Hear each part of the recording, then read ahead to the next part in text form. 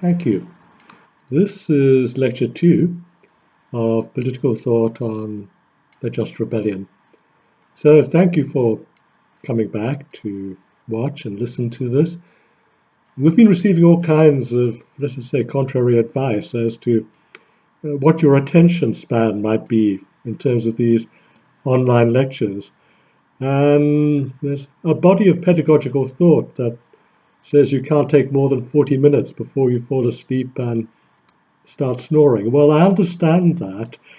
I am going to work on the basis that you are master's students and you do have some kind of attention span that is unlike that which is suggested by our pedagogical colleagues.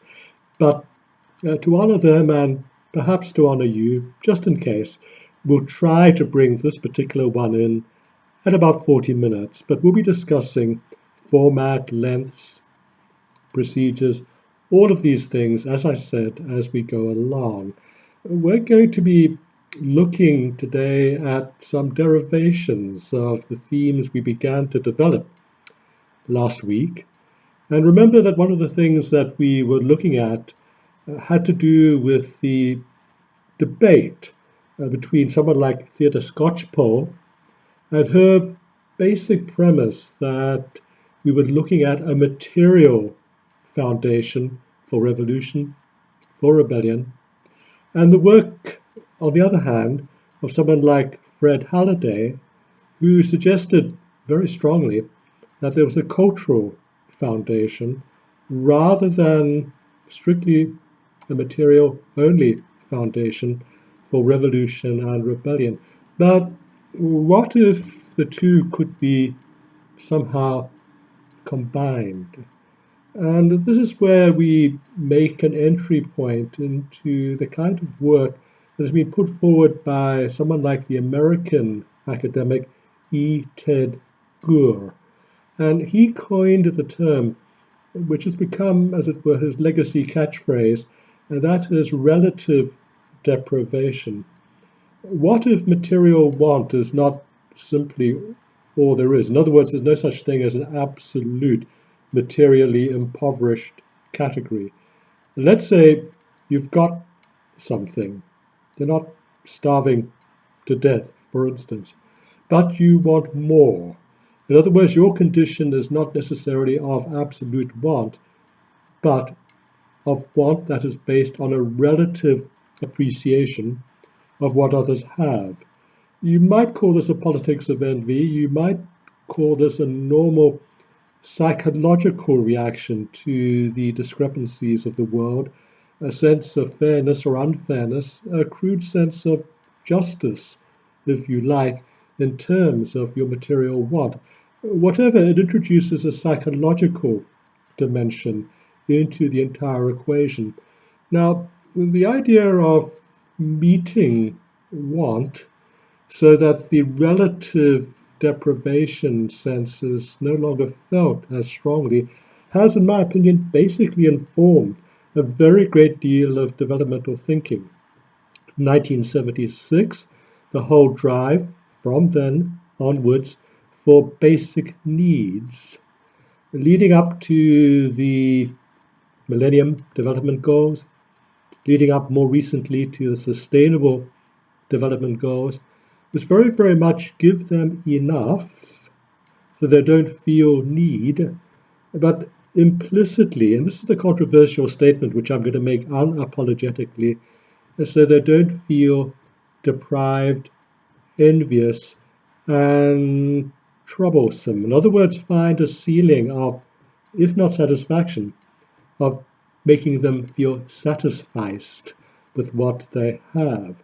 And when you look at even the Sustainable Development Goals, you're actually looking, in my opinion, at a ceiling.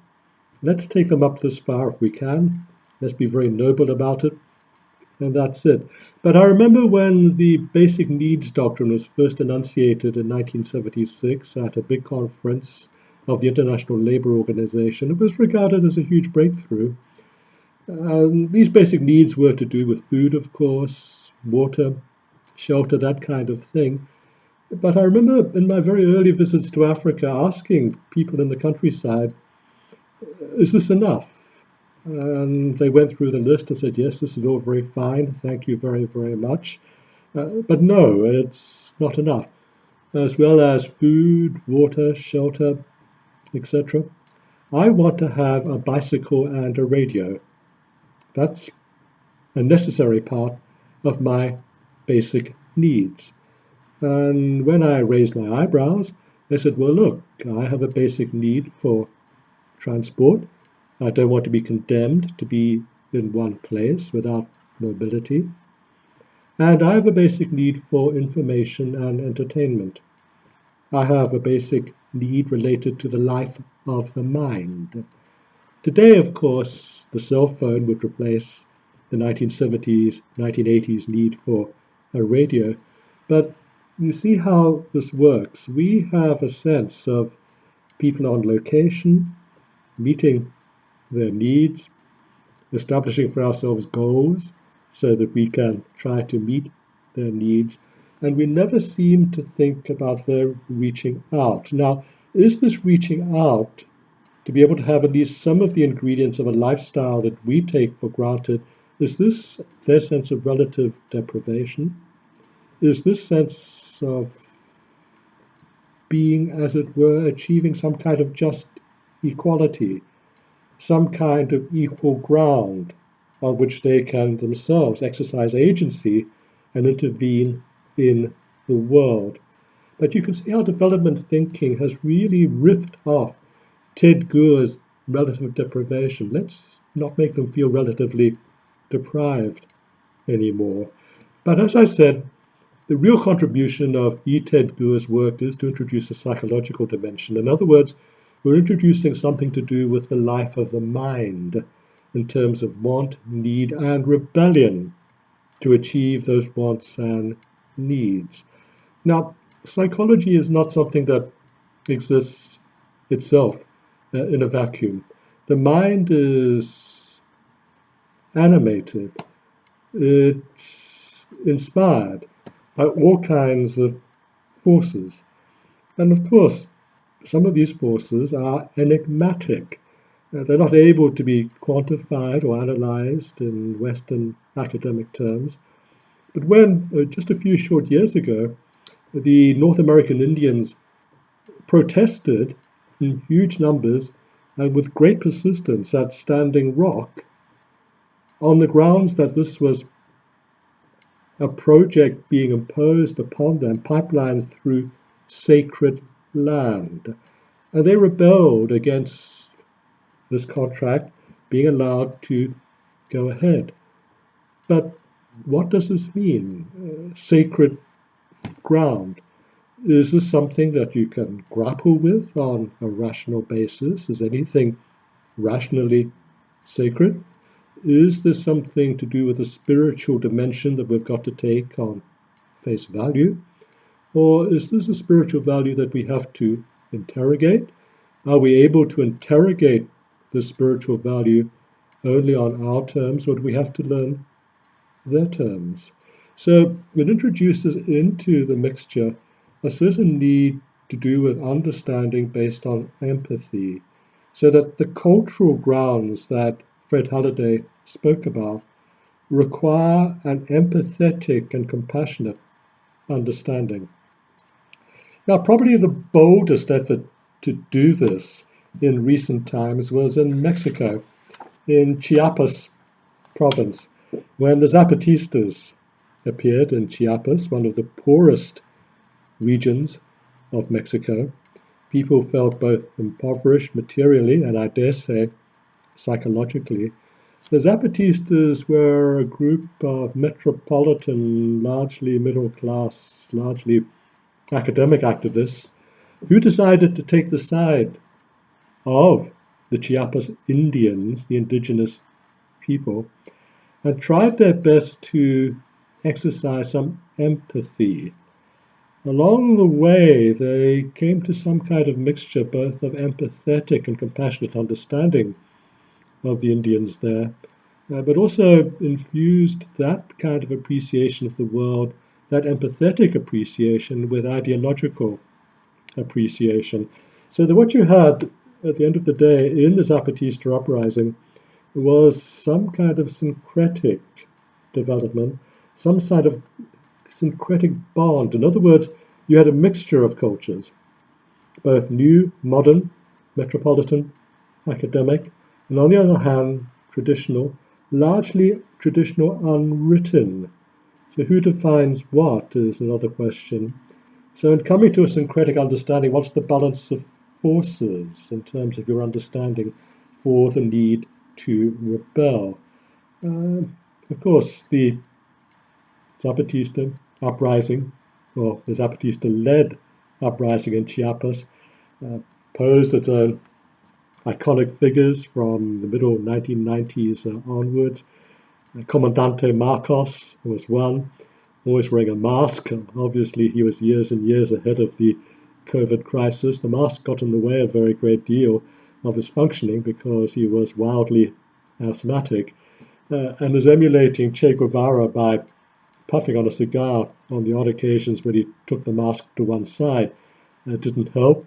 But he was given to all kinds of slightly clumsy but very romantic symbolisms, always stroking a little statue of a stone tortoise. Of course, that refers back to the Greek philosophical stories, and the tortoise always wins in the end.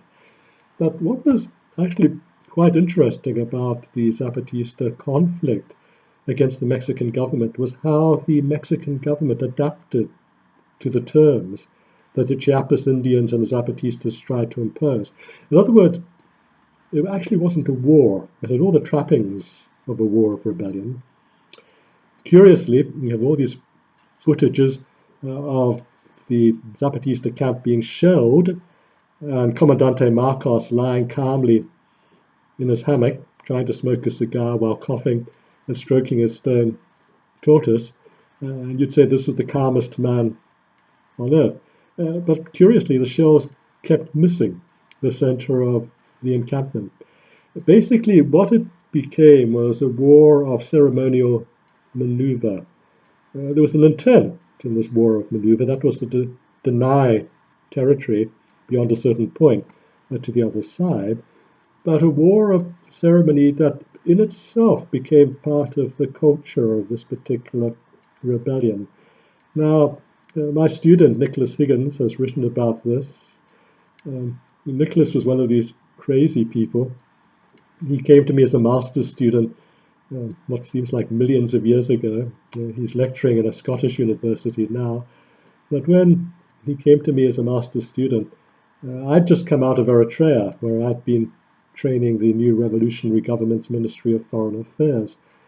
He said, look, I want you to supervise my master's thesis. I've just come out of Eritrea too.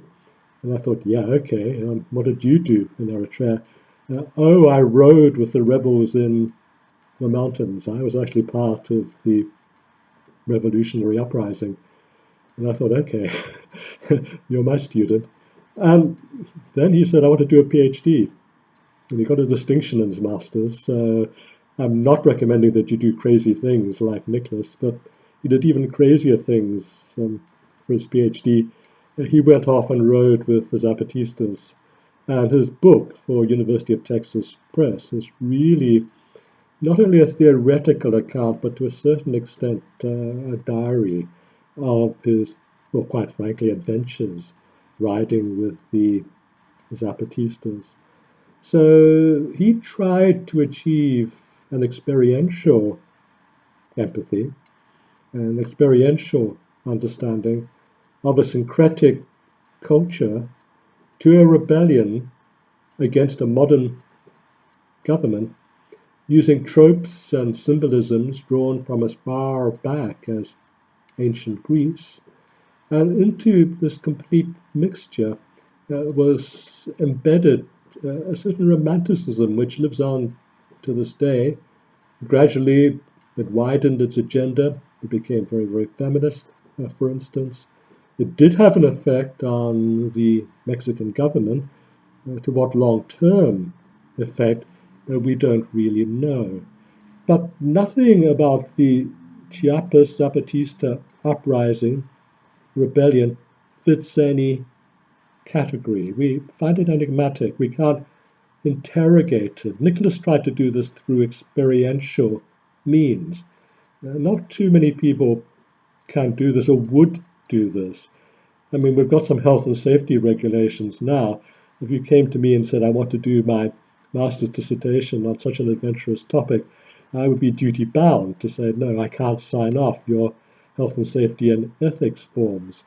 If you went off and did it anyway without telling me, and you came back alive, I would probably smile very admiringly.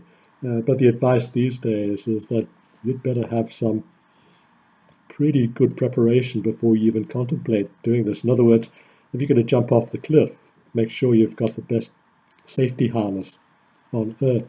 But you see how something as simple as a recent rebellion, like the Zapatista one, is fraught with all kinds of overlays that complicate things.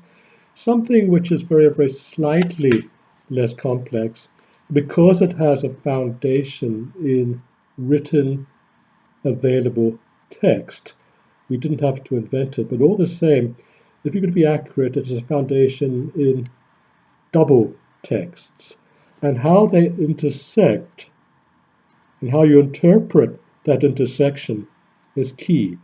And here I'm talking about liberation theology, which began in Latin America. It began in Latin America in the 1970s. It still exists to this day. Catholic priests, excoriated by the Vatican, although the current Pope Francis is more sympathetic to liberation theology. But liberation theology means what it says, liberation from unjust governments. There's liberation from poverty. There is a recognition of need and impoverishment. Someone's impoverished these people. And the agents of impoverishment derive their mandate, if they did come themselves, from the government. Why the Vatican looked down on the priests who decided to go into the jungles and work with peasants rising up, rebelling against their impoverishment and the agents that brought about their impoverishment, was because, of course, these priests were against the governments that were allied in one way or another to the Church of Rome. The presidents, the ruling elite, were themselves also Catholic. Of course, there was a moment of great decision for the Catholic Church. With whom do we side? The elite, who are believers, in a way, or the children of God, the poor, the ones that Jesus tried to serve? Do we help them? But then do we find ourselves in the middle of civil wars, uprisings? The Catholic Church wouldn't have been too happy with multiple small versions of the Chiapas uprising, for instance. But the liberation theology was a gospel of the poor. The poor were impoverished. The condition of impoverishment was unworthy of a church standing by. The agents of impoverishment, very much in an echo, a direct echo of Latin American dependencia theory, neo-Marxist theory about elites that accumulate at the expense of all else and who are part of a global chain of cascading accumulation. What you have is a religious, a theological version of that secular neo-Marxism. So the other aversion of the Vatican was the fact that this was Marxist, even if neo-Marxist, somehow ungodly. But it was a marriage of godliness and neo-Marxist driven agency on behalf of an empathy for the poor, an empathy which I think one can, to a large extent, accept, because these were the priests who actually worked with the poor people. Sometimes they did not work directly with the poor people. They could be high and mighty. They could be bishops. Oscar Romero, for instance, was bishop of in San Salvador, in Santiago. He was assassinated by right-wing elements for his support of liberation theology and the work of the priests. This was, of course, an extreme black mark against the Vatican, who then took years and years and years until recently actually to recognize what it was that Oscar Romero had been martyred for. The term martyr is used quite loosely these days, obviously, but here you had a priest of God who was in fact now recognized as having been martyred by right-wing government forces because he spoke up for those who were marginalized, who were impoverished, who may or may not have had relative deprivation. They certainly experienced the sense of want, but, and here's the crunch, who subscribed to the teachings and the perceptions of their priests, who understood that the need to minister to the poor was a Christological vision. By Christological, I don't necessarily mean Christian. I mean in the spirit and in the footsteps of Christ. The exemplar was Christ in the way he lived. The homeless vagrant who wandered, who complained in the Gospels of the birds of a nest to go to at night, but the Son of Man has nowhere to lay his head. Who traveled in a posse of apostles, disciples, and the scribes and Pharisees said, loose women. But the Christological vision is probably best enunciated in Matthew chapter 25. There are two great sermons in the book of Matthew. The Sermon on the Mount, obviously, but the sermon of the parable of the sheep and the goats is very revealing because it's the end of days, judgment has come, the Son of Man, Christ, has reappeared in the parousia, the second coming. He gathers the people of the earth and he divides them into two categories, the sheep and the goats. And he says to the sheep, you're blessed because when I was hungry, you fed me. When I was sick, you gave me medical help. When I was homeless, you gave me shelter. When I was in prison, you came to visit me. And the sheep say, look, we didn't do any of these things for you. And the Christ figure said, insofar as you did it for the least of my people, you did it for me. Then he says to the goats exactly the opposite. You didn't do these things for me. You didn't feed the hungry. You didn't clothe the poor. You didn't house the homeless. You didn't bring medical help to the sick. You didn't visit people who were languishing in prison. So off you go. You're going to hell, and it's the sheep who go to heaven. Now, it's a very, very stark, as it were, division of the world into rightness and wrongness, but the interesting thing is, of course, rightness lies in the Christological injunction, example, and recorded lived life of Christ who lived among the poor and who ministered to the poor. So Matthew 25 stands pretty much as the bedrock of the entire approach to liberation theology. Now, this brings something not only spiritual, it brings something Christological, as I said, it brings something biblical and gospel to the whole question of rebellion. Rebellion against the Vatican as much as against governments who are seen as the agents of impoverishment. Something very, very profound, leading to assassination and martyrdom in many cases. And of course, it could have many manifestations in the Nicaraguan uprising, the Sandinistas, Ernesto Cardenal, the priest who traveled with the Sandinista rebels. He was famous as a poet, and his poetry still lives on. He became Minister of Culture. When the Pope came to liberate Nicaragua, he refused to accept the offer of Ernesto Cardenal to kiss his hand, thinking that he had been heretical in his disobedience of the church. And Cardinal said he'd done this for a reason. Now it was part of his ministry for the poor. His poems are very, very didactic. And as I said at the beginning of this course, you can't escape poetry in this course. You have some very obvious didactic, condemnatory poetry. I'll read you one now.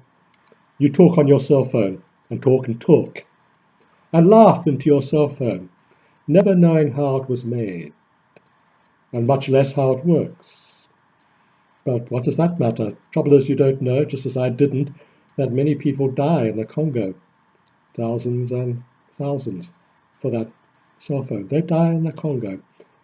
In its mountains there is coltan, besides gold and diamonds, used for cell phone condensers.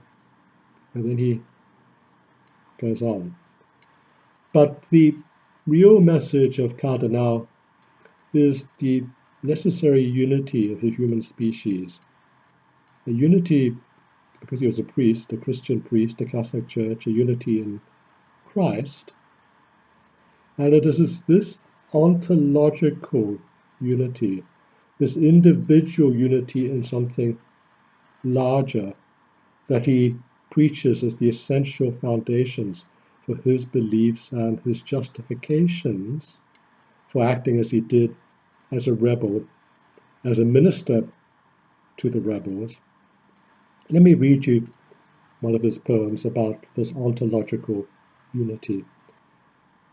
Day will come when the sea will boil and the earth's crust will melt. Along with all the dead it once held, the sun will grow and draw close to the earth, and will explode with a light they'll see millions of light years from here. And all the dead will go into that night.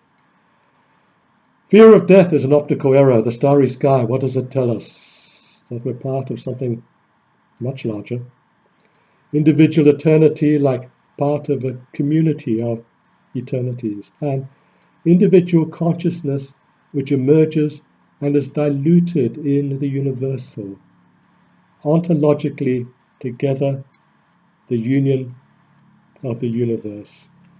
Now, when you look at this in the light of some of the things I said last week about the work of the Enlightenment philosopher Immanuel Kant, for instance, and his categorical imperative about the rightness of the universe, and how individually we are linked with a universal justice. What we can see in the work of Cardinal is that Kant can be appreciated as a secularized, although there's still a lot of spiritual motif in his work, a secularized edition of a theological position of ontological individual unity with a cosmos which is essentially and inherently godly. In other words, the spiritual nature of justice, something which no individual can escape, can be expressed in these theological terms, but also expressed in Kantian terms. To an extent, you can take your choice. Basically, at the end of the day, you can't get away from it all. Now, liberation theology didn't just reside in Latin America. It spread to Africa. In the 1970s, there was a Zimbabwean priest, although Zimbabwe was called Rhodesia then, called Canaan Banana. Unfortunately, Banana really was his surname. He became, in fact, the ceremonial first president of Zimbabwe after it gained independence in early 1980. Robert Mugabe was the prime minister at that point in time. Later on, with constitutional change, Mugabe became the executive president, and there was no longer a ceremonial president. But Canaan Banana was a liberation theologian. His most famous work is The Gospel According to the Ghetto. And it's a very, very direct echo, with an African flavor, but a direct echo of the work of the Latin American theologians. It was taken quite seriously, particularly by German academicians. Curiously, despite the fact that Rhodesia had been a British colony, there seemed to be no interest here in Great Britain whatsoever in this kind of thought. But essentially, the gospel of the poor, the gospel according to the ghetto, no matter in which continent, was an echo of something that has to be embedded into our appreciation of why men and women rebel. In other words, it's not just enough to say, okay, it's not so much material, it's not even relatively material, there's not even a psychological dimension of the relatively deprived. It is something which is cultural, certainly, but it's cultural which is spiritual. It is cultural which is spiritually and ideologically syncretic. It is something which is Christological. This Christological vision has parallels with Kantian thought on the one hand.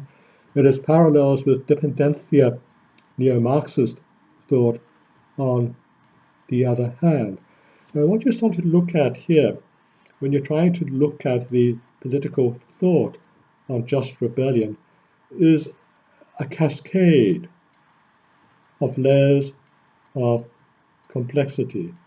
It's not something which is given to easy definitions, not something which is given to instant definitions, not something that you can put a label on and say, okay, that's it, end of the story.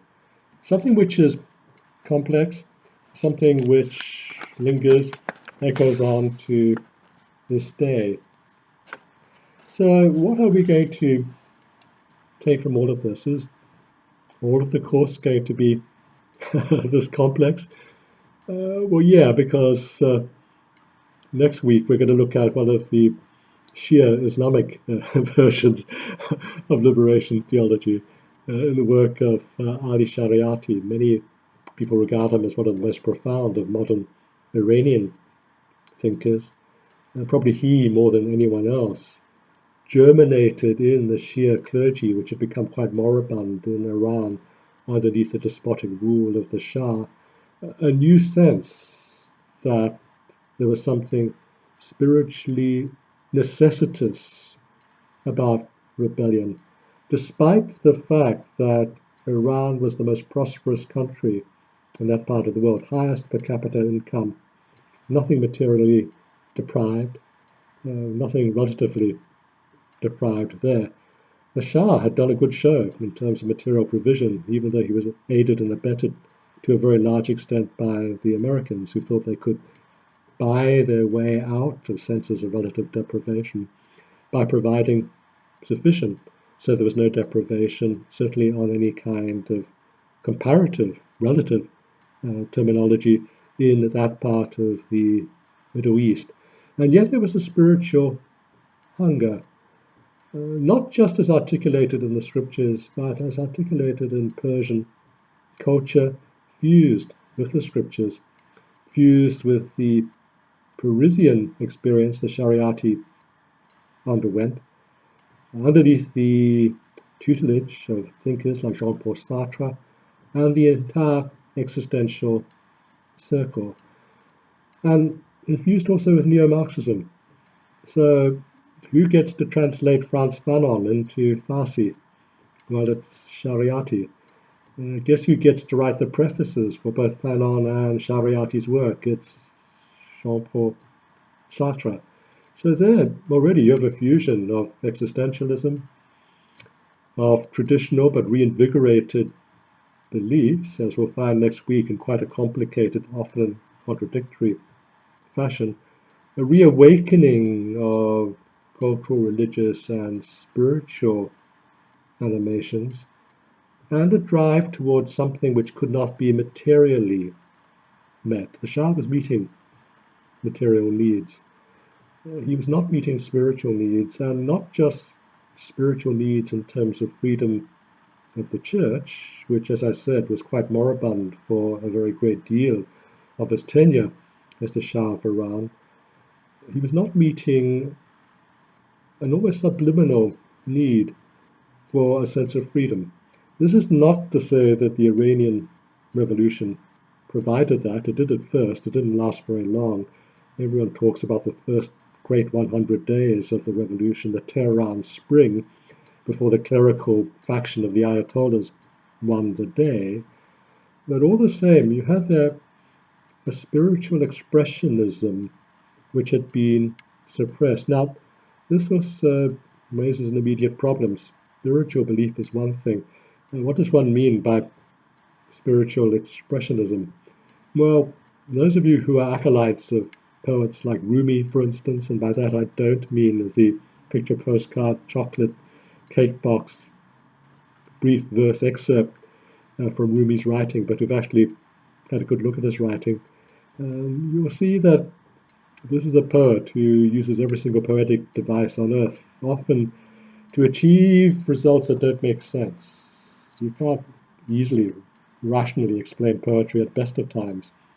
Highly spiritual or spiritualized poetry is even harder to explain. The fusion of poetry, philosophy, and religion is even harder. Now, what we have, as I said, in the Christian or the Christological version in liberation theology is one effort to take forward the efficacy, the justification, and indeed the justice of rebellion. What kind of thought is this? How can you describe it without a melange of words? Is it something unique to our times? Is it something unique to every single location?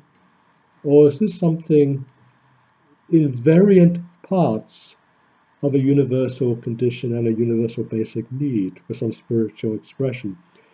In other words, maybe it wasn't just basic needs to do with enough food, enough shelter, etc. Basically, what Christ accused the goats of not providing for the poor of his community, but also a need for belief, commitment, understanding, an understanding of one's place in the universe, not as a subservient servitor, but as someone with a degree of agency. This ontological sense of self, which all the same is part of a unity of the cosmos, which Cardinal spoke of in his poems, that may be the theme that recurs in this course. Well, ladies and gentlemen, we've come in just shy of 40 minutes. I hope you're not totally asleep yet. So let's have a discussion as to whether or not this kind of thing works for you. But today, wanted to bring some animation and some complication to the course. Don't worry. There is a way forward, and we'll be able to appreciate that in the different case studies that we'll be looking at. So thank you very, very much. I hope things are starting to work for you all at SOAS. It's been pretty hard for us as teachers, as professors, as lecturers as well. When I'm recording this lecture, I understand that my colleagues in just about every single university in Europe are trying to overcome the satellite breakdowns that are delivering the Panopto system. We're avoiding Panopto for exactly that kind of possibility. So let's hope that this gets to you, and let's hope that you're starting to enjoy the course, putting the difficulties of systems behind you, and starting to have a good laugh on your online fora about these strange lectures that I'm giving. Thank you.